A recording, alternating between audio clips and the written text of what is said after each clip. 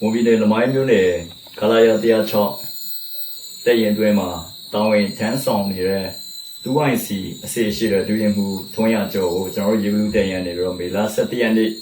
လမိုင်းမျိုးရေစကန်မီတာ100အကွာဝေးလောက်မှာကျွန်တော်တို့သူ့ကိုအနာပေးလိုက်တာဖြစ်ပါတယ်။ခေါနော်ဖေးကားဖြူနဲ့လာပြီးတော့သူ့ရဲ့ဘော်ရီက3ယောက်ပါတယ်။ဘော်ရီကကားပေါ်ကဆင်းပြီးတော့ဈေးပစ္စည်းတစ်ခုဝယ်ယူနေတဲ့အချိန်မှာတယောက်တည်းကားပေါ်မှာဖုန်းပြောကြံနေခဲ့တဲ့ထွန်းရကျော်ကိုကျွန်တော်တို့ကရှင်းလင်းနိုင်ခဲ့တယ်။ထွန်းရကျော်ကိုကျွန်တော်တို့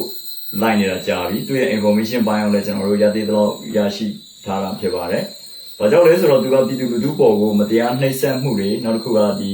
ကျွန်တော်တို့လမိုင်းမှာတိုင်းသားလူငယ်မွန်လူငယ်တွေတော်တော်များများကိုလည်းရိုင်းနှက်တဲ့ကိစ္စမျိုးတွေပြုလုပ်တယ်။ဆိုင်ကယ်တွေသိမ်းတယ်။ပြီးလို့ရှိရင်ငွေကြေးတွေကိုလည်းမတရားကောက်ခံတယ်။ပြီးလို့ရှိရင်ဒီငွေတွေနဲ့ BR တွေပြန်တောက်တယ်အလောင်းစားဝိုင်းတွေမှာဆိုလို့ရှိရင်လည်းအမြဲတမ်းအလောင်းစားတွေပြုလုပ်တယ်။ပြီးရင်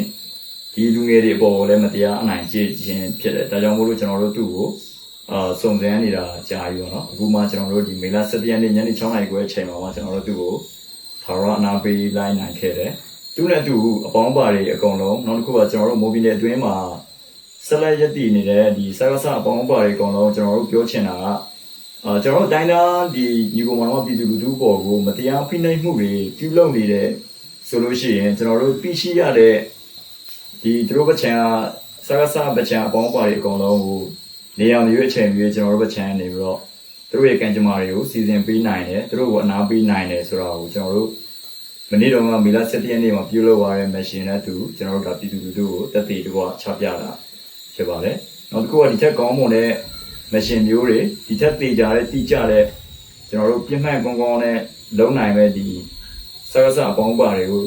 တုတ်တင်ရှင်းလင်းနိုင်မဲ့အခြေအနေမျိုးတွေကိုပြန်လည်ပြီးတော့ပေါ်ဆောင်ရမယ်လို့ဒီဘပြည်သူများကိုဂတိတစ္ဆာပြုပါတယ်ခင်ဗျာ